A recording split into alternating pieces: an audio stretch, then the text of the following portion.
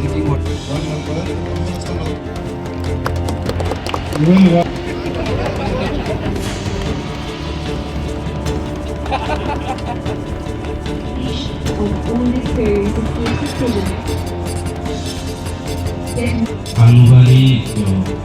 क्षेत्र के कुछ होता है, अपना ही हाथ कुछ करने शुरू कर देता है। ये सब सर, आज इतना सारा स्कीम्स का इनॉग्रेशन किया गया है, तो उसमें से हम जल जीवन मिशन के बारे में थोड़ा जानना चाहूँगा कि कहीं ना कहीं गांव में उसका वर्क कंप्लीट नहीं हुआ है सर, उसका क्या करेगा सर? सब कंप्लीट हो जाएगा, सब कंप्लीट हो जाएगा। आप लोग भरोसा कीजिए कि कोई भी ऐसा स्कीम नहीं होगा जो पार्शली इम्प्लीमेंटेड। अभी सपोजिंग लोंगवा गांव का भी अभी काम चल रहा है, अभी हासेरूसा का भी चल रहा है, कुछ चानू एरिया में भी कुछ चल रहा है। तो इस प्रकार से बहुत जगह है, गांव है जहाँ पे अभी कंप्लीट नहीं हुआ है। वो मेरे ख्याल से वो जल्दी ही मतलब सबको पानी जो हर नल में जल जो भी है वो हो जाएगा। उसके लिए ये ज़्यादा चिंता नहीं करने का, क्योंकि और दूसरा चैलेंज ये है कि डिपार्टमेंट को कि आपने देखा होगा कि एक जेजेएम में एक टाइट बजट का अंतर्गत काम करना होता है। हर चीज़ के लिए एक मतलब स्पेसिफिक पैसा दिया जाता है, लेकिन ऑन द ग्राउंड जब इम्प्लीमेंट करने का होता है तब क्या होता है कि कुछ प्रॉब्लम्स आ जाता है। कभी लेबर समय में नहीं आता है, अवेलेबल नहीं होता है, कहीं कुछ जगह पे होता है कि थोड़ा उसमें चेंजेस लाना पड़ता है, तो उसमें प्रॉब्लम हो जाता है। तो अभी जैसे मैंने पहले बताया कि इनॉग्रेशन करने के लिए, एक फंक्शन कराने के लिए बहुत ईजी होता है, लेकिन एक प्रोजेक्ट को इम्प्लीमेंट करने के लिए उसमें कठिन परिश्रम का इन्वॉल्वमेंट होता है, कठिन परिश्रम करके करता है। ये ऑफिसर्स लोग भी, हमारा यहाँ पे जितना भी ऑफिसर्स है, क्योंकि ओवर अचानक इतना ढेर सारा प्रोजेक्ट्स इम्प्लीमेंट करना पड़ जाता है, तो उस हिसाब से, तो उस हैसियत से तो हमारा भी मैन पावर कम है, ऑफिसर्स कम है, कि ऑन द साइड इंजीनियर होना होता है। तो हर प्रोजेक्ट में जा कर के डेली बेसिस मॉनिटरिंग करना होता है और हर चीज़ को देखना होता है। तो ये सब बहुत इशूज़ आ जाता है, तो इसीलिए कुछ समय लगा होगा। लेकिन मैं पूरा विश्वास करता हूँ कि 58 कानूबारी कॉन्स्टिट्यूंसी में बड़ा जो एंसेस्ट्रल जो विलेज का बात छोड़ ही दीजिए, अभी नया गाँव, अभी वानू सिमसो, जिद्दू रूसा, रेसारिम, तानथामसिया, हाँ, ओलोंगलुआ, देन क्या बोलता है रेसारिम। तो इस प्रकार से ऐसे गांव है जो हमारे कानूबारी के कॉन्स्टिट्यूंसी के लोगों को कई लोगों को पता भी नहीं है, लेकिन ऐसा नया गांव इस्टेब्लिश किया गया। उस नया गांव तक हम लोगों ने पानी पहुंचाने की जो मुहिम जो है हमारा सक्सेसफुल रहा है। सर, न्यू कानूबारी कंस्ट्रक्शन के लिए अब तक कितना स्कीम्स अप्रूव हो चुका है और क्या प्लान है न्यू कानूबारी के लिए सर? न्यू कानूबारी में कोई ऐसा स्पेसिफिक ऐसे करके पैकेज बोल के नहीं आएगा जी। कानूबारी अगेंस्ट में कोई अगर बिल्डिंग बनाना हो, गवर्नमेंट बिल्डिंग बनाना हो, वो बिल्डिंग जो है वो वहाँ पे प्रॉपर वे में ब्लॉक हिसाब से न्यू कानूबारी में कंस्ट्रक्ट करेगा। कुछ अभी सपोजिंग हमारा मेडिकल कंस्ट्रक्शन का पैसा आया है, उस मेडिकल को मैंने न्यू कानूबारी में एस्टेब्लिशमेंट करवाया, क्योंकि वहाँ में सफिशिएंट स्पेस है। डॉक्टर्स का क्वार्टर्स एक जगह में कंपोजिट एरिया में एक कॉम्प्लेक्स में होना चाहिए, वो सुविधा हम न्यू कानूबारी में उपलब्ध करा पाएंगे। लेकिन दूसरा बात है, दूसरा जो जैसे दूसरा डिपार्टमेंट का स्कीम्स है, जैसे वो क्या बोलता है आपका वो लेबरर्स के लिए जो वेटिंग शेड्स वगैरह हो, जो नाइट जो शेल्टर्स जो भी हो, वो भी वहीं पे ये क्या है। लेकिन आप इस चीज़ को ध्यान रखिए कि जो भी घर बनाया है उसमें हमने सब बिल्डिंग में छत ढलाई करवाया है, ताकि मिनिमम हमारा न्यू कानूबारी G+2 या तो G+3 का स्ट्रक्चर बनना चाहिए। कोई भी डिपार्टमेंट वहाँ में वहाँ का मन मर्जी का काम कभी नहीं करेगा। मास्टर प्लान तैयार हो चुका है, मास्टर प्लान के हिसाब से कौन सा बिल्डिंग कहाँ में रखना है, टाइप 2 का क्वार्टर कौन सा कॉलोनी में होगा, टाइप 1 का क्वार्टर कौन सा कॉलोनी में होगा, वो सारा सेट हो चुका है। तो अकॉर्डिंगली हम जो भी फंड्स आता है, जो भी कुछ सैंक्शंस आता है, उस सैंक्शंस को फुल्ली इम्प्लीमेंट करने के लिए हम न्यू कानूबारी में डेजिग्नेटेड एरिया बोल के आइडेंटिफाई किया है, मास्टर प्लान तैयार किया गया है, उसके हिसाब से हम लोग काम करवाएंगे जी। तो मोपाखात जैसा गांव एक अर्बन में इंक्लूड करवा दिया गया है, लेकिन उसका जो रोड कंडीशन जो है बहुत ही ख़राब है, तो उसका ऊपर क्या कहेगा सर? देखिए, मोपाघाट का रास्ता इतना बहुत ख़राब नहीं है, पहले इससे भी और ज़्यादा ख़राब था। उसको जो भी करना था कर दिया है। और उसका बाद भी जो NLCPR का अंडर में था, NLCPR का अंडर में इसको टेकअप किया है। देन बाद में over the period of time 2-3 साल हो गया, अभी वो ख़राब हो चुका है। तो मेन जो ख़राब पोर्शन था, जो 0 पॉइंट जो था हासेरूसा और सांसाथम का और लोंगवा का जो जंक्शन था, उस जंक्शन से हमने इसको पेवर्स ब्लॉक से हमने मे बी अराउंड 50-60 मीटर जो है हमने किया, तो उसको कंटिन्यू करना था।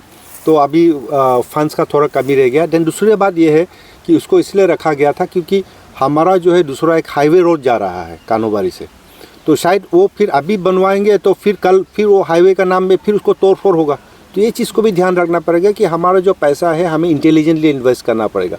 कल डुप्लीकेसी का केस नहीं आना चाहिए, कल वो क्या बोलता है फिर एक का ऊपर में ओवरलैपिंग नहीं होना चाहिए।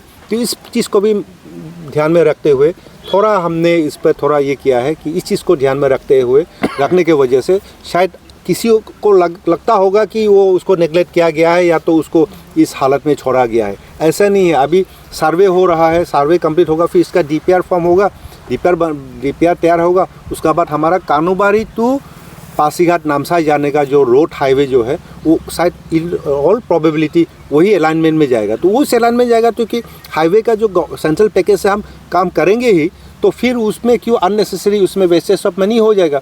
आज इम्प्लीमेंट करेंगे, काल फ्री वही तोड़फोड़ होगा। तो ये वाला सिचुएशंस नहीं आने के लिए थोड़ा कुछ समय के लिए हम देख रहे हैं। या तो अगर वो वाला अलाइनमेंट अगर कहीं और जा रहा है तो डेफिनेटली वो भी पूरा आधा जो काम किया गया उसको पूरा हम कर देंगे। शुभम का जो रास्ता है, ये आपका जो नैनो टेक्नोलॉजी फेल हुआ है बोल के गवर्नमेंट खुद एक्सेप्ट करते हैं, तो वो रास्ता सर अभी उसको क्या है आपका विचार उसमें? रास्ता तो क्योंकि वो 2 गांव को कनेक्ट करते हैं, सॉरी नॉट 2 गांव, 3-4 गांव को कनेक्ट करते हैं, छोटा गांव अभी जो नया बना है। उसका ऐसा है कि आपको पता होगा कि एक जो प्रोजेक्ट फेल हो या जो हो वो ऑफिशियली अभी फेल हुआ बोल के डिक्लेरेशन नहीं हुआ, कुछ ऐसा नोटिस नहीं आया। लेकिन हम जानता है कि ये एक नैनो टेक्नोलॉजी हमारा इलाका में फेल हुआ है। तो लेकिन बात इशू है कि एक अगर प्रोजेक्ट इम्प्लीमेंट करता है कि उसका ड्यूरेबिलिटी जो लॉन्गेविटी जो है एटलीस्ट 10 ईयर्स का होना होता है। 10 ईयर्स हुआ नहीं, अभी 2 साल ही हुआ है। अभी नया अगर उसमें हम काम करना हो, गैप फंडिंग अगर होता है तो बात अलग बनता है। क्योंकि गैप फंडिंग हमने मांगा था लेकिन गवर्नमेंट का साथ वो थोड़ा फंड का थोड़ा शॉर्टेज था, तो अभी हमको नहीं बोलने से भी 8 साल लगेगा नया प्रोजेक्ट लाने के लिए। लेकिन हम ये 3-4-5 गाँव को हम ऐसे नहीं छोड़ सकते हैं। तो इसीलिए हमने जो अल्टरनेट रोड जो है साजा से लेकर के चुबम का जो रोड ये ऑलमोस्ट पैरेलल जा रहा है, उसमें नया गांव फिर उसको कनेक्टिविटी उनके लिए प्रोवाइड किया, उसका प्रोविज़न हो जाएगा। तो कहने का मतलब ये है कि अगर ये रोड अगर नैनो टेक्नोलॉजी वाला रोड हम कुछ साल के लिए हम रख देते हैं तो भी उसका ऑल्टरनेटिव रोड तैयार हो रहा है हमारा।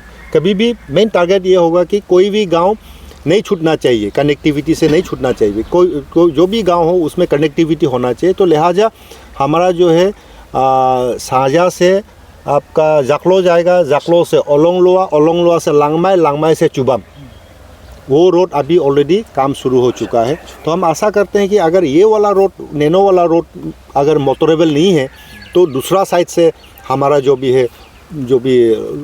वहाँ पे गांव है उसको हम कनेक्टिविटी प्रोवाइड कर पाएंगे और उसके लिए ऑलरेडी काम जो शुरू हो चुका है। 3 कैंडिडेट निकला है, तो आपको मिला के जो 3 कैंडिडेट है तीनों ही बीजेपी का टिकट का दावा कर रहे हैं सर, उसमें आपका क्या कहना है?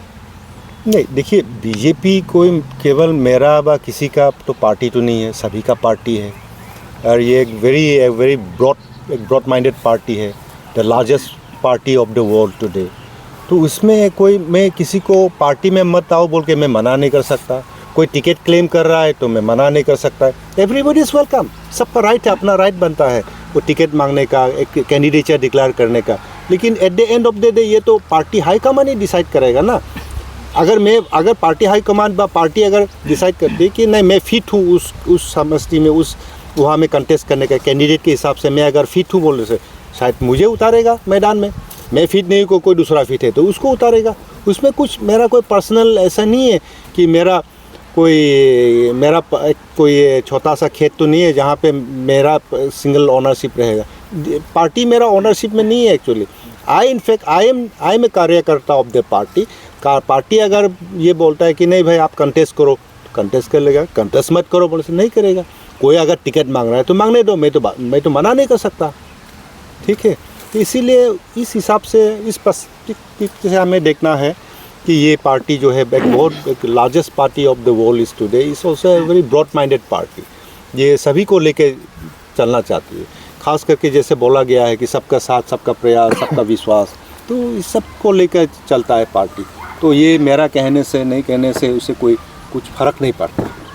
तो जैसे कि सर आपने कहा अभी पार्टी टिकट मिलता है, अगर आपका पार्टी हाईकमान कहता है कि आप टिकट लेके चुनाव लड़िए, अगर तब लड़ेगा, और अगर टिकट नहीं मिलता है तो नहीं लड़ेगा। टिकट नहीं देगा तो टिकट नहीं देगा तो कैसे लड़ेगा? तो मैं तो पार्टी का कार्यकर्ता हूँ ना, तो पार्टी का कार्यकर्ता होने के नाते मुझे तो पार्टी का जो कमान है वो तो सुनना पड़ेगा ना। मुझे कमान इशू किया जाएगा तो मुझे उस कमान को तो मुझे मानना पड़ेगा। डिस्ट्रिक्ट में ये एजुकेशन डिपार्टमेंट में DDSC का स्टेबिलिटी नहीं है। आएगा 1-2 महीना बीत के फिर ट्रांसफ़र चला जाए, उसका वजह से टीचर मैनेज नहीं हो पाते। हालांकि रिसेंटली हम चोपसा बस्ती गया था, तो वहाँ में प्राइमरी स्कूल में टीचर एक ही है, वो अकेला 4 सब्जेक्ट पढ़ाता है स्टूडेंट लोग को। फिर उसका वजह से अच्छा एजुकेशन नहीं ले पाते, वो पब्लिक भी ऐसा शिकायत किया था। फिर एजुकेशन सेक्टर में बोलने से यहाँ में डॉक्टर जितना होना था उतना नहीं है, नर्सेस नहीं है। एक ही डॉक्टर है, वो भी लोंगडिंग में ट्रांसफ़र किया गया है, ऐसा सुना है। तो कब तक इम्प्रूवमेंट लाएगा सर एजुकेशन सेक्टर में और हेल्थ सेक्टर में? क्योंकि एक तो इंसान को बचाता है और एक तो इंसान को बनाता है। देखिए, एजुकेशन सेक्टर्स में मैं पहले जैसे मैंने बताया कि खास करके जो DDSC को लेकर के हो, एडमिनिस्ट्रेटिव कन्वीनियंस को लेकर के इनका ट्रांसफ़र पोस्टिंग हो रहा है। तो एडमिनिस्ट्रेटिव इनकन्वीनियंसेस कहाँ से हो रहा है, कैसे हो रहा है, आप लोग, आई एम सॉरी कि इस पर मैं ज़्यादा इसके ऊपर में मैंने ज़्यादा गौर नहीं किया था, लेकिन चूँकि आप लोगों ने इसके बारे में आपने ये किया है, जिक्र किया है, तो मैं इतना ही बताना चाहता हूँ कि खास करके इशू तब आता है जब हमारा जो खास करके अपना घर में, अपना गांव में प्रॉब्लम आता है। अपना घर और अपना गांव में प्रॉब्लम क्या है? टीचर्स का शॉर्टेज है। तो टीचर्स का शॉर्टेज को लेकर के मैंने पहले बताया कि हम खास करके कानोबारी कॉन्स्टिट्यूंसी में मैं एश्योरेंस देता हूँ, ये मेरा कमिटमेंट है कि 2024 का बाद सफिशिएंट टीचर्स हो जाएगा। ये जो भी है हमारा जो ह्यूमन रिसोर्सेज को तैयार करने के लिए, ह्यूमन रिसोर्स डेवलपमेंट के लिए जो काम करना चाहिए, जो उचित जो काम होना चाहिए, स्पेसिफिक जो काम होना चाहिए, स्पेसिफिक जगह पे जो भी शॉर्ट कमिंग से, ये सब चीज़ का इसका सॉल्यूशन हो जाएगा। ये मेरा पर्सनल एश्योरेंस है। रह गया आपका हेल्थ सेक्टर्स में। हेल्थ सेक्टर्स में ऐसा है कि हेल्थ सेक्टर्स में भी बहुत इश्यूज़ है। ये बोलने के लिए कुछ चीज़ आसान से बोल सकता है, लेकिन जब ग्राउंड जीरो पे हम जब उतारते हैं तो उसमें प्रॉब्लम क्या है उसको समझना बहुत ज़रूरी है। सबसे बड़ी बात है कि हमारा जो medical and paramedical staff Arunachal Pradesh में शॉर्टेज है, एक नंबर। दूसरा ये है कि अभी जैसे हेल्थ इंफ्रास्ट्रक्चर में आप देखे होंगे कि अभी भी हाल ही में हमने जो ये वानू में जो हेल्थ एंड वेलनेस सेंटर अभी ऑनगोइंग चल रहा है, अभी फंक्शनल है। अभी चुबाम में कुछ भी नहीं था, चुबाम में health and wellness centre functional करा दिया है। चानू में health and sub centre functional करा दिया।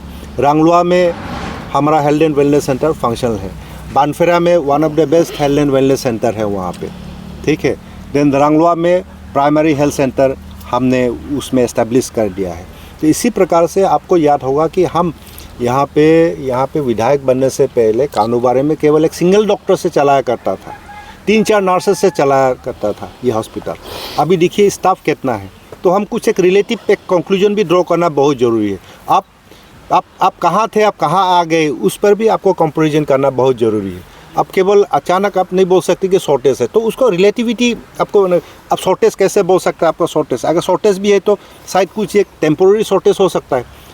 हम जानता है प्रॉब्लम है हमारा कानूबारी में, लेकिन इसीलिए तो हम बोल रहे हैं कि जो कानूबारी में जो नया हॉस्पिटल बना रहा है तो उसी को मद्देनज़र रखते हुए बनाया है। अभी किसी ने तो नहीं पूछा भाई आपने कानूबारी में ये नया कम्युनिटी हेल्थ सेंटर का इतना बड़ा बिल्डिंग क्यों बनवाया, कोई तो पूछा नहीं है। तो ये सब सारा चीज़ को मिला करके जब तक हम अच्छा बिल्डिंग बनाएंगे नहीं तो हम अच्छा मशीन्स ला नहीं सकते। क्योंकि अभी का प्रेजेंट जो CHC बिल्डिंग में अपना को एक्सरे अच्छा से करा सकता है ना, उसमें प्रॉपर हमारा मोर्चरी भी नहीं है वहाँ में डिलीवरी रूम सही नहीं है, वहाँ में इन पेशेंट का सही जगह नहीं है, डॉक्टर्स का चैम्बर नहीं है। तो इस प्रकार से घुटन से महसूस करते हुए कोई आदमी अच्छा सर्विस नहीं दे सकता है। लिहाजा हमने जो CHC जो है न्यू कानूबारी में ये किया है। तो मैं आप लोगों से रिक्वेस्ट भी करूँगा कि न्यू कानूबारी में क्या क्या किस प्रकार से काम हो रहा है इसका विजन, इसका पीछे विजन क्या रहा है, इसका कंसेप्ट क्या रहा है, तो इस पर भी आप लोग थोड़ा गौर कीजिए। न्यू कानूनबाड़ी भी आप लोग, मैं रिक्वेस्ट करूँगा कि आप लोग न्यू कानूनबाड़ी में भी जाके देखिए, गांव-गांव में जाके देखिए कि पहले कैसे था, अभी क्या हुआ है, कौन सा गांव में कितना काम हुआ है, उस पर भी आप लोग को शायद कभी कभार जाने से सही रहेगा। क्योंकि सबसे बड़ी बात है कि हमारा कानूनबाड़ी सब डिवीज़न का डेवलपमेंट केवल हेडक्वार्टर से नहीं होगा, गांव-गांव में भी डेवलपमेंट होना बहुत ज़रूरी है। तो हम चाहते हैं कि क्योंकि आपको पता होगा कि पहले के दिन में क्या होता था, छोटा सा एक थोड़ा जगह खाली करके प्लेन करके कटिंग कर देता था, तो उसको बोलता था भाई ये प्लेग्राउंड है, बोलता है जनरल ग्राउंड है। तो ऐसा नहीं होना चाहिए, ये तो एक स्पेसिफिक एक इसका लेंथ एंड ब्रेथ होना चाहिए, स्पेसिफिक साइज़ एक होना चाहिए, स्टैंडर्ड साइज़ जो है कम से कम उसको तो मेंटेन करना चाहिए। तो इसीलिए जो आपका जो सवाल जो है हेल्थ सेक्टर्स में हो या एजुकेशन सेक्टर्स में हो, उसका जो बेंचमार्क हम तैयार कर रहे हैं, इसका फाउंडेशन, इसका जितना भी प्रॉब्लम्स है इसको सॉल्व करने के लिए हम इसका पूरा तैयारी कर रहे हैं। तो हम आशावादी हैं, हम आशा करेंगे आने वाले दिन में इन नेक्स्ट टिल 2029 कोई हेल्थ का प्रॉब्लम, हेल्थ का जो हेल्थ रिलेटेड इश्यूज हमारा सामने नहीं होना चाहिए, एजुकेशन रिलेटेड कोई भी इशू नहीं होना चाहिए। तो ये सब चीज़ को मद्देनजर, क्योंकि अचानक आप प्लानिंग करके अचानक नहीं कर सकते, इसका थोड़ा थोड़ा करके, क्योंकि पैसा का भी प्रॉब्लम होता है ना, फंडिंग का भी इशू आता है, तो सारा चीज़ को घुला मिला करके ही हमको समाज को आगे ले जाना पड़ता है।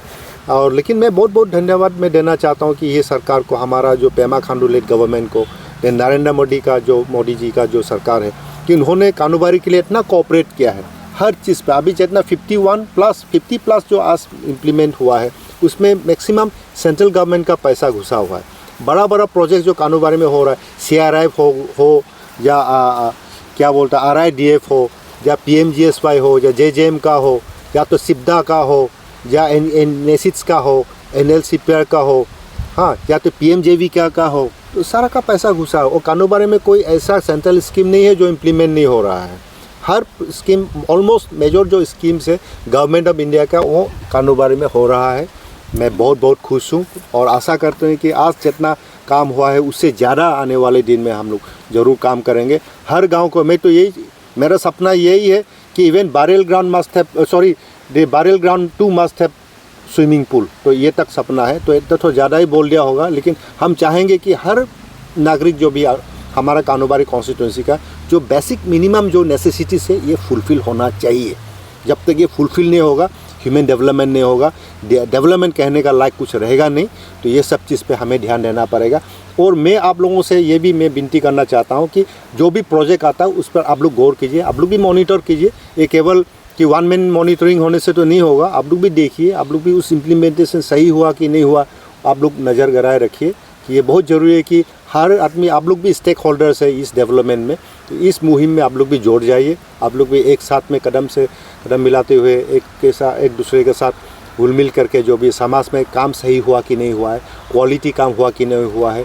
अभी हमारा 1971 के बाद छोड़ा हुआ रास्ता, अभी इतना साल के बाद, 50 साल के बाद LB रोड का कंस्ट्रक्शन चल रहा है। आप लोग ये देखना पड़ेगा कि इसका वाइडनिंग सही हुआ कि नहीं, इसका अलाइनमेंट सही है कि नहीं, इसका ग्रेडियंट सही है कि नहीं, इसमें जो भी एग्रीगेट इस्तेमाल किया गया है वो सही है कि नहीं, कौन सा कॉन्ट्रैक्टर में कौन सा काम कैसा इम्प्लीमेंट कर रहा है। आप गौर कीजिए, 5 इम्पोर्टेंट PMGSY प्रोजेक्ट्स कानूनबाड़ी में आ चुका है। मेरा कोई रिलेशन नहीं है कॉन्ट्रैक्टर से, मेरा कोई लेन देन नहीं है, कहीं भी लेन देन नहीं है। आप देखिए, बाद में कंप्लेंट मत कीजिएगा। आप लोग, you are the eyes and nose of the people, you must go and visit those places and ensure that the quality works are done. It should be perfect in all respect, in every aspect it should be perfect. और इस पर हम लोग, आप लोग हमेशा खास करके डेवलपमेंट का इश्यूज़ पे आप लोग एक सपोर्ट कीजिए, आप लोग भी उसमें, उस मुहिम में आप लोग जोड़ जाइए। ये सवाल रहा पिछले कल तक कि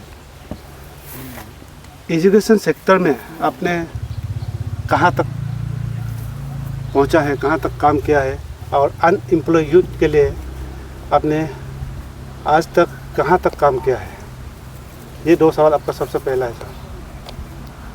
एजुकेशन सेक्टर्स का देखिए, एजुकेशन सेक्टर्स को ओवरहॉलिंग करने के लिए बहुत ढेर सारा काम करना होता है। सबसे बड़ा इम्पोर्टेंट है कि चीज़ ये है कि हमको इंफ्रास्ट्रक्चर पे ध्यान देना पड़ेगा, क्योंकि सही एम्बियंस नहीं होगा, सही एनवायरनमेंट नहीं होगा, सही प्रकार का बिल्डिंग वगैरह नहीं होगा, इंफ्रास्ट्रक्चर नहीं होगा, तो हम ये एजुकेशन को इम्प्रूव करने का जो भी सोच विचार होगा वो शायद गलत होगा। इसीलिए हम 58 कानोबारी कॉन्स्टिट्यूंसी में जो भी स्कूल जहाँ पे इंफ्रास्ट्रक्चर का कमी है उसको केवल नया बिल्डिंग ही नहीं बल्कि कुछ जगह में तो मैं खुद ज़मीन खरीद करके नया जो बिल्डिंग साइट नया साइट में मैं चेंज किया है और उसमें बिल्डिंग मैंने शुरू कर दिया है। और ये बिल्डिंग ऐसा बिल्डिंग है जहाँ पे खास करके G+2 करवाने के लिए मैंने कोशिश किया है, G+2 पे बिल्डिंग, ताकि ये 50 साल 100 साल वो चल सके। ऐसा नहीं कि स्टॉप गैप अरेंजमेंट आज कुछ कर दिया, एक झोपड़ी बना दिया, एक छोटा सा SPT टाइप बिल्डिंग बना दिया, OBT टाइप बिल्डिंग बना दिया, MIBT बिल्डिंग बना दिया, ऐसा नहीं है। एक कॉन्क्रीट बिल्डिंग स्ट्रक्चर, एक तगड़ा स्ट्रक्चर, ताकि हम 100 साल तक हम उसमें अपने बच्चों के लिए अपने बच्चों का भविष्य वहाँ में तय कर सके। तो इस प्रकार से खास करके एजुकेशन। और मैंने बताया कि ये 7-8 साल में मेरा भी कुछ कमियां रह गया होगा, लेकिन मैं कभी भी उस एजुकेशन सेक्टर्स पे मेरा टारगेट से थे कि मैं ये करना चाहिए मुझे, तो उस क्षेत्र पे उस दिशा पे ही मैं काम कर रहा हूँ इंफ्रास्ट्रक्चर को इम्प्रूव करने के लिए। अब देखिएगा कि नेक्स्ट ईयर से जितना भी गवर्नमेंट स्कूल से अरुणाचल प्रदेश का कानोबारी हमारे कॉन्स्टिट्यूंसी में हर स्कूल में सफिशिएंट टीचर्स होगा, ये मेरा आश्वासन है, ये मेरा पूरा विश्वास है कि मैं उस स्कूल्स में मैं सफिशिएंट टीचर मैं पोस्ट कर पाऊँगा। जी, दूसरा सवाल ये था कि अनएम्प्लॉय यूथ बहुत सारा है हमारे 58 कानोबारी में, लेकिन उसके लिए आपने क्या किया है, ये सवाल था कुछ लोगों का। हाँ, मैंने कोशिश किया था कि अलग अलग जो गवर्नमेंट स्कीम्स के अंतर्गत कि हमारा यूथ्स को एम्प्लॉय करने के लिए, लेकिन at the end of the day the most important thing जो हमने जो मिस आउट किया है वो है कैपेसिटी बिल्डिंग। कैपेसिटी बिल्डिंग बोलने से ऐसा होता है कि गवर्नमेंट का पैसा दिया हुआ है, गवर्नमेंट का लोन्स है, गवर्नमेंट का स्कीम्स है, लेकिन उसको अवेल करने के लिए केवल एप्लीकेंट ज़रूरी नहीं है। केवल एप्लीकेंट होने से नहीं होगा, वो यूथ्स को वो पर्टिकुलर स्किल में वो एक्सपर्टाइज होना पड़ेगा। कोई अगर एनिमल रियरिंग करने का सेक्टर्स पे हो, कोई फार्म सेक्टर्स हो व नॉन फार्म सेक्टर्स हो, उसमें उसका एक्सपर्टीज़ नहीं है एक्चुअली। तो अभी मुझे लगा कि इसके लिए हमें जो स्किलिंग बहुत ज़रूरी है, कैपेसिटी बिल्डिंग का बहुत ज़रूरी पड़ रहा है। तो हम इसीलिए अभी मैंने ये अनाउंस भी घोषणा भी किया है कि next year would be the year of youth empowerment, youth development. और उसमें मैं चाहता हूँ कि खास करके कानोबारी में जितना भी है, यहाँ से रॉ मटेरियल्स बाहर जाने के लिए नहीं दे करके हम यहाँ से पैकेज हमारा जितना भी गुड्स होगा, वैल्यू एडिशन करने के बाद जो भी पैकेज होगा, पैकेजिंग होगा, प्रोसेसिंग होगा, जो प्रिजर्वेशंस वगैरह इस्तेमाल करके होने से भी एक पैकेज्ड फॉर्म में जाना चाहिए कानोबारी से। तो इसका जो है इस दिशा पे हम लोग काम कर रहा है। मैंने पहले बताया कि हमने मास्टर प्लान भी तैयार कर रहा है, लेकिन ऐसा नहीं कि कोई भी अनएम्प्लॉयड यूथ जो है ऐसे बैठे बैठे पैसा मिलेगा बोल के नहीं है। इनका स्किलिंग होगा, इनको ट्रेनिंग दिया जाएगा, राइगरस ट्रेनिंग दिया जाएगा, उस ट्रेनिंग के लिए फंडिंग दिया जाएगा, और वहाँ से जब पास आउट होगा, शायद लग सकता है 6 महीने का ट्रेनिंग हो, 1 साल का ट्रेनिंग हो, उसके बाद ये यूथ्स को क्या होगा कि उनको हैंड होल्डिंग किया जाएगा, कुछ मतलब उनका जो फंड्स अवेलेबल कर दिया जाएगा कि उस क्षेत्र में उसको काम करना ही पड़ेगा, वहाँ से वो बाहर नहीं हो। जो हाईली मोटिवेटेड यूथ्स को ही हम हैंड होल्डिंग कर पाएंगे। ऐसा नहीं कि कोई टॉम डिक एंड हैरी आ गया कि यहाँ से पैसा लेके चला गया, किसी से कुछ फैसिलिटीज़ लेके चला जाएगा और वो रफू चक्कर हो जाएगा, ऐसा नहीं होने देंगे।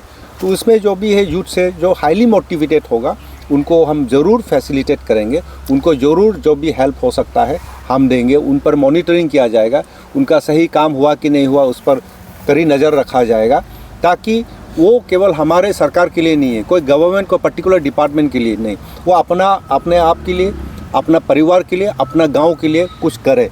और उससे क्या होगा कि अगर हाईली मोटिवेटेड यूथ कम से कम कानोबारी में अगर 10 आदमी भी निकल जाता है, तो 10 आदमी क्या करेगा, अपना बिजनेस एस्टेब्लिशमेंट करेगा। जब बिजनेस एस्टेब्लिशमेंट करेंगे तो वहाँ में वो कुछ लोग को एम्प्लॉय करेंगे, तो वो अपना ही आदमी को एम्प्लॉय करेगा। तो वो एक केवल वो क्या बोलता है, वो केवल एक बिजनेस ही नहीं बल्कि वो दूसरों को एम्प्लॉय करेंगे और लोगों को उसमें एंगेज कराएंगे, तो उनको भी एक इनकम करने का जरिया हम तैयार कर सकते हैं, दे सकते हैं। कि आज आपने कई सारे एजुकेटिंग एजेंसी हो और जितना भी ये एजेंसीज हो, प्रॉब्लम ये है कि इनका अपना समय लेता है। एक जैसे पहले बताया कि प्रोजेक्ट प्रपोजल्स देने में, कॉन्सेप्चुअलाइज करने में, इसका DPR वगैरह वगैरह करने में, देन सबसे बड़ी बात है कि जो फंडिंग एजेंसी के पास एक लिमिटेड फंड्स होता है, तो केवल कानूबारी का ही नहीं बल्कि सारा अरुणाचल प्रदेश का 60 कॉन्स्टिट्यूंसीज को देखभाल करना बहुत ज़रूरी होता है, उसका नेसेसिटी हो जाता है। तो इसलिए फेस वाइज हमको रिलीज़ कर रहा था। तो क्या हो गया कि हमने फर्स्ट फेस में कामकू रूसा से रांगलुआ तक हमने वो कंप्लीट कर दिया। अभी देखिए बात की बात, अभी हमको फिर अनदर 10 करोड़ आ रहा है सेकेंड फेज़ में। तो लेकिन बात यह है कि वहाँ से हम बात की बात हम रांगलुआ से रूसा तक भी पहुँचा पाएंगे। लेकिन मेरा कॉन्स्टिट्यूंसी में देखिए एलबी रोड से 24 विलेजेस को डायरेक्टली एंड इनडायरेक्टली टच करता है। लेकिन मेरा मुहिम ये 2000 में विधायक बनने से पहले मेरा हमेशा ये टारगेट रहा है कि एलबी रोड को अपग्रेड करना है, एलबी रोड को रिवाइव कराना है, एलबी रोड का सही अपग्रेडेशन होना ज़रूरी है। तो लिहाजा डे वन से मैंने कोशिश किया। लेकिन ऐसे होता है कि कोई बाज़ार में कोई पकौड़ी खरीदने का जैसा तो नहीं होता है ना, दे दो भाई पैसा दे दो और ले लो, ऐसा तो नहीं होता। उसमें समय जाता है। उसमें डे वन से हमारा स्टेट गवर्नमेंट का कमिटमेंट है कि एलबी रोड को अपग्रेड करने का। उस कमिटमेंट के तहत अभी क्या हो गया कि हमारा फर्स्ट फेज़ ख़त्म हो गया। अभी सेकेंड फेज़ जो है अभी 10 करोड़ रुपया अभी हाल ही में अलॉट हुआ है हमारे गवर्नमेंट ऑफ इंडिया से। लेकिन वो तो रूसा तक ही पहुंच पाएगा 0 पॉइंट से अगर देखा जाए तो लेकिन मेरा तो चुबाम सर्कल तो फंसा हुआ है। तो उनको कैसे फिर वो सेक्टर्स को अभी 50 साल हो गया है कि मेरा चुबाम सर्कल अभी भी अंधकार में पड़ा हुआ है, रोड कनेक्टिविटी नहीं होने की वजह से। अभी हमने क्या किया, तो जो भी हो 5.5 जो रोड विड्थ होगा और ऑलमोस्ट हाईवे का बराबर है, इंटरमीडिएट रोड है, पहले का जैसा नहीं है, वो वाइडनिंग होगा। तो वो लॉन्डिंग से लेकर के टीवाई तक होगा। तो उसमें क्या होगा, मेरा चुबाम सर्कल कवर हो जाएगा, मेरा नामदिंग कवर हो जाएगा, वानू नक्शा कवर हो जाएगा, टीसिंग कवर हो जाएगा, देन टीवाई गांव कवर हो जाएगा, देन उसमें फ़ायदा होगा, चोपनू को भी फ़ायदा होगा। तो मेरा मेजॉरिटी जो गांव मैं चाहता हूं कि जल्दी से जल्दी वो कवर हो जाए। तो इसी प्रकार से आपका लोंगवा का देख लो, रिम्पोंग से लेकर लोंगवा गाँव तक 5.5 का इंटरमीडिएट रोड का ये किया है। जो लोगों ने कभी भी मांगा भी नहीं है, उनका केवल ये चाहा था कि इसका अपग्रेड हो, उसका पक्का हो जाना चाहिए, बा इम्प्रूवमेंट होना चाहिए। लेकिन हमने थोड़ा आगे फ्यूचर के लिए मैंने सोच करके मैंने इसको फिर वाइडनिंग के लिए मैंने प्रपोजल दिया, जो अभी इम्प्लीमेंटेशन शुरू हो गया। एलबी रोड का वहाँ से लेकर के कम से कम 20 किलोमीटर तेवाई तक 20+ किलोमीटर साइड हो सकता है। तो वहाँ तक इसका इम्प्लीमेंटेशन हो जाएगा। तो क्या होगा कि सारा का सारा चुबाम सर्कल जो है 1973 में उद्घाटन करके फेंका हुआ सरने के लिए दिया है उस रास्ता को, उसको हमने रिवाइव किया है। ये बीजेपी सरकार ने रिवाइव किया है। बीजेपी सरकार ने केवल रिवाइव ही नहीं, उसको वाइडनिंग करने तक का प्रोविजंस रखते हुए अभी काम शुरू हो गया है। तो हम आशा करते हैं कि ये साल इसका जो भी अपग्रेडेशन ख़त्म हो जाएगा और हमारे लिए खास करके चुबाम सर्कल के लिए एक राहत के रूप में उभर के आएगा। सर, छोटा सवाल ये था कि हमारे ये सब कुछ जो भी काम होता है गवर्नमेंट का पॉलिसी और प्रोग्राम्स के तहत होता है। गवर्नमेंट अपना समय ले रही है, क्योंकि अभी आपको पता होगा कि जो कॉलेज का जो फंड साइड 8-10 करोड़ रुपया दिया गया था, उससे इम्प्लीमेंटेशन चल रहा है। एक प्रोजेक्ट को इम्प्लीमेंट करने के लिए समय लगता है। सबसे बड़ी बात आप लोग ध्यान रखिए कि ये प्रोजेक्ट को इम्प्लीमेंट करने के लिए समय लगता है। प्रोजेक्ट को क्या बोलता है, सैंक्शन लाने के लिए समय लगता है। इसका पैसा जो भी है फाइनेंशियल सैंक्शन लाने के लिए समय लगता है। उसमें टेंडरिंग प्रोसेस में समय लगता है, काम करवाने के लिए समय लगता है। फिर कॉन्ट्रैक्टर्स बोलता है समय मांगता है, एक्स्ट्रा टाइम जो एग्जीक्यूशन का जो समय है वो एक्सटेंशन ले लेता है। तो उसमें समय लगता है। ये टेक्निकल ये है, डिलेज है। ये हमारा तरफ से पॉलिटिकल कमिटमेंट बा, मेरा जो कमिटमेंट में कोई इसमें खामियां नहीं है। तो इसीलिए सबसे बड़ी बात है आप लोगों को ये समझने के लिए कोशिश की है कि एक प्रोजेक्ट को इम्प्लीमेंट करने के लिए कितना आदमी का इन्वॉल्वमेंट होता है, कितना समय लगता है। तो उसको देखिए। ये जैसे मैंने पहले बताया ना, कोई आलू पूरी तो नहीं है, वो एक दे दो ले लो बोल के तो नहीं ला सकता है। इसमें बहुत काम होता है। अभी आज देखा होगा कि कानूबारी में मोर देन 50 प्रोजेक्ट्स का आज उद्घाटन हुआ है। ये 50 प्रोजेक्ट्स अभी कुछ तो 2018-19 का प्रोजेक्ट है भाई। ये अचानक इसका ये इम्प्लीमेंटेशन नहीं हो सकता है, इसका समय लगता है। तो आप लोग भी समझने के लिए कोशिश कीजिए। आप लोग भी खुद भी ये चीज़ पर एक बारीकी से आप देखिए कि ये सच है कि नहीं है, कि एक प्रोजेक्ट को इम्प्लीमेंट करने के लिए कितना समय लगता है। अभी कॉलेज का देखिए, कॉलेज का जो 8-9 करोड़ रुपया जो दिया गया था 3-4 साल पहले, वो अभी भी इम्प्लीमेंटेशन चल रहा है, उसका एग्जीक्यूशन चल रहा है। अभी उसमें उसके बाद अभी एडिशनल फंड अराउंड 5 करोड़ का दिया, फिर एडिशनल फिर बिल्डिंग बनाना है, उसका कल परसों सैंक्शन होकर के अभी काम शुरू हो रहा है, उसका भी समय लगेगा। अभी ITI को लिखिए, सारा चीज़ एक कंपोनेंट, आपको केवल बिल्डिंग बनाने से नहीं होगा, उसमें क्या बोलो वर्कशॉप है कि नहीं है, प्रिंसिपल का क्वार्टर है कि नहीं है, टीचर्स का फैकल्टीज़ का क्वार्टर्स है कि नहीं है, अंडर में इंटरनल रोड्स का भी कंपोनेंट बनता है, देन उसका अप्रोच रोड्स का कंपोनेंट होना होता है, देन इलेक्ट्रिफिकेशन का होता है, देन वाटर सप्लाई का होता है, पेरेनियल वाटर उसमें सप्लाई होना ज़रूरी है। तो ये सब का चीज़ें, ये सब चीज़ जो ऑलमोस्ट हो गया है। फिर प्रॉब्लम आ गया आपका फैकल्टी मेंबर्स का। तो फैकल्टी मेंबर्स के लिए पिछले बार कैबिनेट में हमारा अरुणाचल प्रदेश का कैबिनेट ने डिसीजन लिया है और अकॉर्डिंगली अभी क्या हो गया कि गवर्नमेंट की तरफ से वो पोस्ट तो सेंक्शन कर दिया है, लेकिन अभी उसको फिर रिक्रूटमेंट करना है। तो रिक्रूटमेंट जब करना होता है तो फिर वो एसएसबी या तो पब्लिक सर्विस कमीशन के द्वारा इनका रिक्रूटमेंट होगा।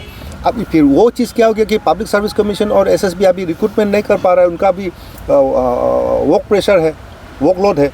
तो इसलिए जैसे ही इनका फैकल्टी का ये रिक्रूटमेंट हो जाएगा, हमारा आईटीआई फंक्शनल हो जाएगा। और उसमें देखिए केवल कानूबारी का नहीं है, हमारा जो नामसाई में भी शायद आईटीआई है सेम स्टेज पे, केवल यहाँ का नहीं, लुमला का भी है। लुमला का आईटीआई जैसे कानूबारी में जैसे पड़ा हुआ है ऐसे पड़ा हुआ, क्योंकि this are still awaiting that final जो भी है काम करना है वो उसका वेट कर रहा है। जो जैसे हो जाएगा तो केवल कानूबारी का ही नहीं, लुमला का भी हो जाएगा, देन आपका नामसाई का भी हो जाएगा, साथ में हमारा वो आईटीआई शुरू हो जाएगा। इसी प्रकार से हमारा जो यहाँ का कानूबारी का कॉलेज जो है, हमारा कानूबारी का कॉलेज और नामसाई का जो पियोंग में जो है वो कॉलेज साथ में इसका सैंक्शन हुआ है, वहाँ में भी काम चल रहा है, यहाँ पे भी काम चल रहा है। तो मेरा कहने का मतलब है कि हमको पेशेंस मेंटेन करना बहुत ज़रूरी है। ये कोई हम लोग का ये कानूबारी का थर्सडे मार्केट तो नहीं है, यहाँ पे एक हाथ से पैसा दे दो दूसरा हाथ से सामान ले लो, जैसे तो होता नहीं। तो ये चीज़ आप लोगों को भी और हमारे लोगों को भी समझना बहुत ज़रूरी है कि हमको एक प्रोजेक्ट को इम्प्लीमेंट करने के लिए समय लगता है, वो समय देना बहुत ज़रूरी है। एक अगर ढलाई भी करता है, कुछ सीमेंट वर्क्स भी होता है, उसको भी क्यूरिंग होने के लिए मिनिमम 1 महीना 24-21 डेज तो ज़रूरी पड़ता है। तो हर कंपोनेंट हर जगह पे हर एक स्ट्रक्चर्स पे इस प्रकार से समय लिया होगा। उसका निर्धारित समय के अंतर्गत काम अगर नहीं होता है तो फिर ये लोग समय एक्सटेंशन करा लेता है। तो इसीलिए है कोई एक एग्जीक्यूटिंग एजेंसी या तो कोई एमएलए मिनिस्टर्स को कभी भी मतलब ये नहीं आप ब्लेम नहीं कर सकता है कि ये देर हुआ है। वो देर नहीं हुआ है, वो समय ले रहा है, वो समय के अंतर्गत सब कुछ हो जाएगा। टीम का और सवारी का जो हॉस्टल है वो कभी भी बंद नहीं किया है, खुला था, सारा वाल खुला हुआ था, दरवाज़ा खुला हुआ था, खिड़की खुला हुआ था। कौन सा बंद हुआ था? कुछ भी तो बंद नहीं था, पूरा खुला हुआ था। तो ऐसे खुला वाला हॉस्टल तो कभी भी देखा नहीं है। आप खुद सोचिए किसने बंद किया? किसी ने बंद किया नहीं। ऊपर में तो छत तो था, नीचे में फ्लोर तो था, लेकिन वाल तो खुला हुआ था, खिड़की वगैरह सब कुछ खुला हुआ था। मतलब ये आउटडेटेड हो चुका था, बहुत पुराना हो चुका था। हम अपने बाल बच्चों को एक हॉस्टल इमीडिएटली हमारा जो एकोमोडेशन को रिक्वायरमेंट को फुलफ़िल करने के लिए एक रिस्की बिल्डिंग में हम नहीं रख सकता है। बिल्डिंग कभी भी गिर सकता था। अभी वहाँ में वॉल नहीं है, कुछ भी नहीं है, अच्छा प्रॉपर स्ट्रक्चर है ही नहीं। अभी कितना वो साइड वो 30-40 ईयर्स का हॉस्टल था, तो वो वाला हॉस्टल हम कैसे खोल के देंगे? कैसे इसको बोलेंगे कि हमारा बाल बच्चों को? क्योंकि ऐसा होता है कि हमें से रिपेयर करके हमारा ज़िंदगी भर ही हम रिपेयर करते रहेगा तो वो नहीं होगा। एक लॉन्ग टर्म पॉलिसी के अंतर्गत हमें कुछ तो काम करना पड़ेगा। तो लिहाजा गवर्नमेंट ऑफ इंडिया से नेसिट से हमको 1 करोड़ मिला है, जिससे अभी हॉस्टल इतना बढ़िया हॉस्टल कंस्ट्रक्ट कर रहा है। अभी आप लोग खुद जाके देखिए, उस बिल्डिंग को देखिए कि one of the toughest, one of the strongest foundation लेकर के हमने कानूबारी का जो हॉस्टल कंस्ट्रक्शन अभी कर रहा है, उसका भी वो भी समय ले रहा है। कुछ दिनों का बाद ये ज़रूर ये हो जाएगा, इम्प्लीमेंट हो जाएगा। तो आप लोग खुद उस वो इनॉग्रेशन में आप लोग खुद आ जाइए, देखिए कि किस प्रकार का हॉस्टल हमने तैयार किया है कानूबारी के लिए। तो ये चीज़ है जो फैक्ट्स जो है पब्लिक के सामने रखना बहुत ज़रूरी है। और मैं जो बोल रहा हूँ ये फैक्ट्स है। अभी 1 करोड़ का ये 1 करोड़ का हमने हॉस्टल कंस्ट्रक्शन हम कर रहे हैं। ऐसा मतलब ये क्वालिटी काम हुआ है। शायद आप लोग अंदर में देखने से पता चलेगा कि उसका जो भी कंक्रीट्स वगैरह हो, जो वॉल हो, जो भी मटेरियल्स इस्तेमाल किया गया है, जो भी अंदर के स्टील मटेरियल्स इस्तेमाल किया गया है, this is one of the best structurally one of the best building, one of the strongest building हम कानूबारी हॉस्टल का हम बनवा रहे हैं। तो उसका हो जाएगा, अभी कुछ समय ले रहा है। तो हम जैसे ही ये कंप्लीट हो जाएगा तो हम कोशिश करेंगे कि हम हॉस्टल को खुलवाने के लिए। लेकिन मैं अपना बाल बच्चों को मैं रिस्क में नहीं डालना चाहता हूँ। एक टूटा हुआ बिल्डिंग में वहाँ में हॉस्टल के नाम पे वहाँ में मैं रखने के लिए मैं कभी कतई नहीं दूंगा नहीं, क्योंकि अपना ही बाल बच्चा है भाई। कल कुछ बिल्डिंग ढह जाएगा, कुछ गिर जाएगा तो कौन रिस्क लेगा? ये ये तो अभी का नहीं है, ये सब हॉस्टल जो पुराना हॉस्टल जो हालांकि अभी वो बिल्डिंग जो है सब टूटा चुका है एक्चुअली, इसको डिसमेंटल कर दिया गया है। लेकिन इस प्रकार का बिल्डिंग में एक नॉर्मली बोलता है ना कि हॉस्टल बंद करवा दिया। अरे कौन बंद करवाया? बंद किसी ने नहीं करवाया था, ऑलरेडी खुला हुआ था, चारों तरफ से खुला हुआ था। और कोई अगर चाहता है उसमें तो गाय भैंस भी नहीं रहेगा भाई इस प्रकार का हॉस्टल में। तो ये चीज़ को समझना जरूरी है। अब कोई बोलता हॉस्टल बंद कर, अरे हॉस्टल खुला हुआ था। कोई नहीं चाहता है कि इस प्रकार का हॉस्टल में अपना बाल बच्चों को रखना चाहता तो रख क्यों नहीं रख लेते वहाँ पे। लेकिन वहाँ में रखने के लिए वो सुरक्षित नहीं था। सेफ्टी को भी हमको देखना पड़ेगा, उनका सिक्योरिटी को देखना पड़ेगा। इस प्रकार का जस्ट किसी का एकोमोडेशन का जो रिक्वायरमेंट्स हो गया उसको इमीडिएट उसको फुलफ़िल करने के लिए मैं इतना रिस्क के साथ हम काम नहीं कर सकते। अपने बाल बच्चों को हम इनसिक्योर करा करके कोई सेफ्टी नहीं हो करके हम नहीं छोड़ सकते। तो इसीलिए ये किया गया है को शायद उनका बोलने का जो ढंग है जो गलत हुआ होगा कि बंद करवा दिया। बंद तो किसी ने नहीं किया है। हम कौन होता है इसको बंद करने के लिए। जी सर, मैं फिर आऊँगा, उससे पहले जो टीम है आप 2-4 सवाल आपका मन में जो